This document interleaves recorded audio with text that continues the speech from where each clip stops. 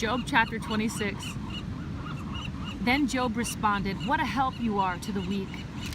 How you have saved the arm without strength. What counsel you have given to one without wisdom. What helpful insight you have abundantly provided. To whom have you uttered words, and whose spirit was expressed through you? The departed spirits tremble under the waters and their inhabitants. Naked is Sheol before him, and Abaddon has no covering. He stretches out the north over empty space and hangs the earth on nothing. He wraps up the waters in his clouds, and the cloud does not burst under them. He obscures the face of the full moon and spreads his cloud over it. He has inscribed a circle on the surface of the waters at the boundary of light and darkness. The pillars of heaven tremble and are amazed at his rebuke. He quieted the sea with his power, and by his understanding he shattered Rahab. By his breath the heavens are cleared. His hand has pierced the fleeing serpent. Behold, these are the fringes of his ways, and how faint a word we hear of him. But his mighty thunder, who can understand?" Job chapter 27. Then Job continued his discourse and said, "As God lives, who has taken away my right, and the Almighty who has embittered my soul, for as long as life is in me, and the breath of God is in my nostrils, my lips certainly will not speak unjustly, nor will my tongue mutter deceit.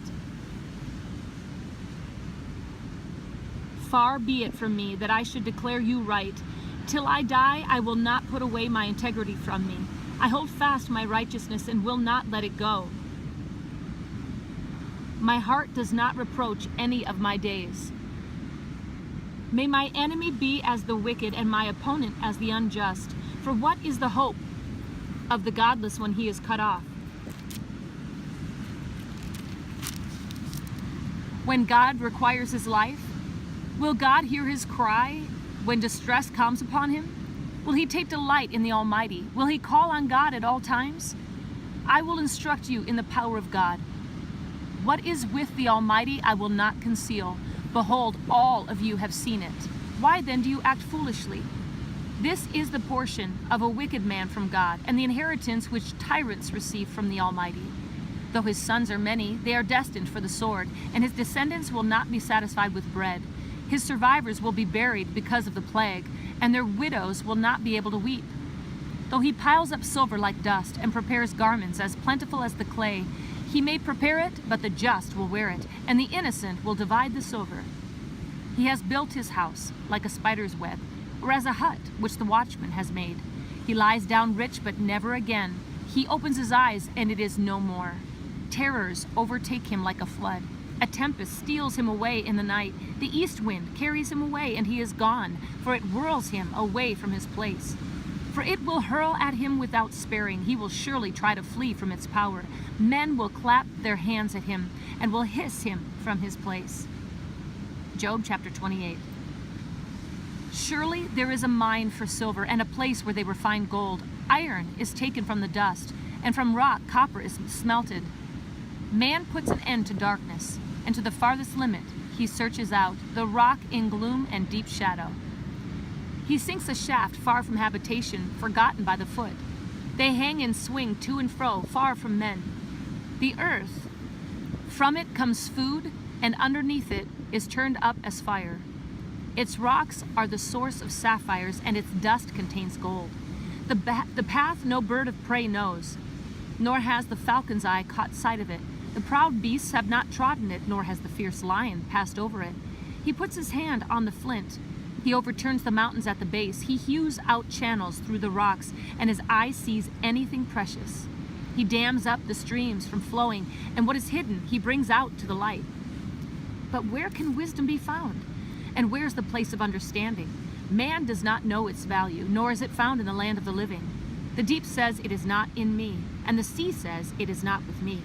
Pure gold cannot be given in exchange for it, nor can silver be weighed at its price. It cannot be valued in the gold of Ophir, in precious onyx or sapphire. Gold or glass cannot equal it, nor can it be exchanged for articles of fine gold. Coral and crystal are not to be mentioned, and the acquisition of wisdom is above that of pearls. The topaz of Ethiopia cannot equal it, nor can it be valued in pure gold. Where then does wisdom come from? And where is the place of understanding? Thus it is hidden from the eyes of all living, and concealed from the birds of the sky.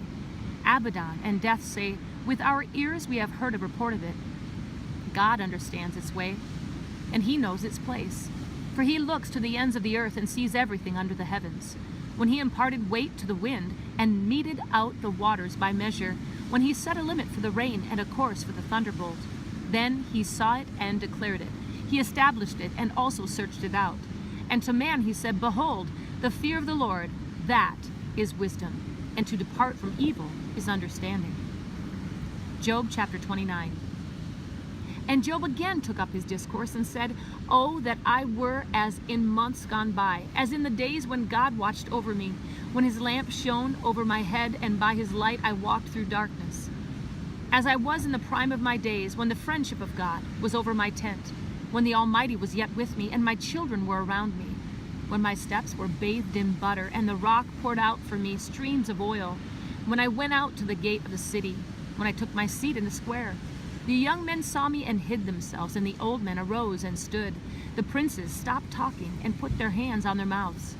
The voice of the nobles was hushed, and their tongues stuck to their palate.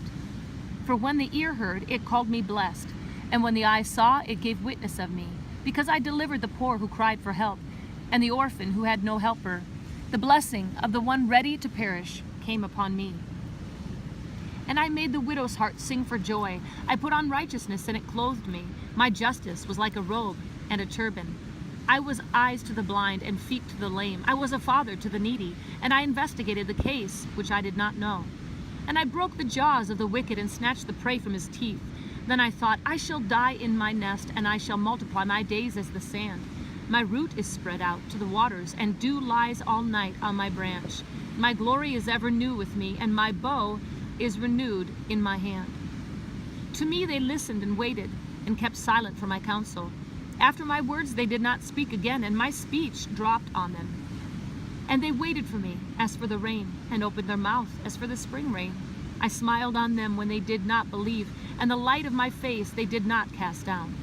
I chose a way for them, and sat as chief, and dwelt as a king among the troops, as one who comforted the mourners. Job chapter 30. But now, those younger than I mocked me, whose fathers I disdained to put with the dogs of my flock. Indeed, what good was the strength of their hands to me? Vigor had perished from them. From want and famine they are gaunt, who gnaw the dry ground by night in waste and desolation, who pluck mallow by the bushes, and whose food is the root of the broom shrub. They are driven from the community. They shout against them as against a thief, so that they dwell in dreadful valleys. In holes of the earth and of the rocks. Among the bushes they cry out, under the nettles they are gathered together. Fools, even those without a name, they were scourged from the land. And now I have become their taunt. I have even become a byword to them. They abhor me and stand aloof from me, and they do not refrain from spitting at my face. Because he has loosed his bowstring and afflicted me, they have cast off the bridle before me. On the right hand, their brood arises. They thrust aside my feet and build up against me their ways of destruction. They break up my path. They profit from my destruction. No one restrains them. As through a wide breach they come. Amid the tempest they roll on. Terrors are turned against me. They pursue my honor as the wind, and my prosperity has passed away like a cloud. And now my soul is poured out within me.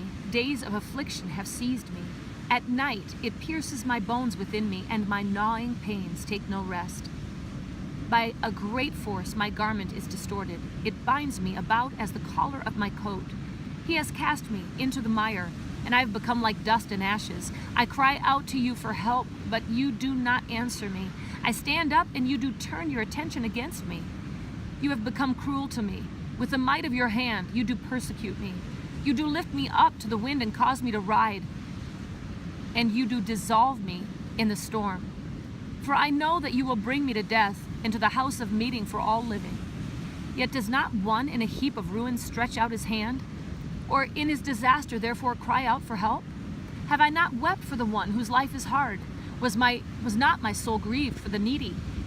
When I expected good, then evil came. When I waited for light, then darkness came. I am seething within and cannot relax. Days of affliction confront me. I go about mourning without comfort. I stand up in the assembly and cry out for help. I have become a brother to jackals and a companion of ostriches. My skin turns black on me, and my bones burn with fever. Therefore my harp is turned to mourning, and my flute to the sound of those who weep.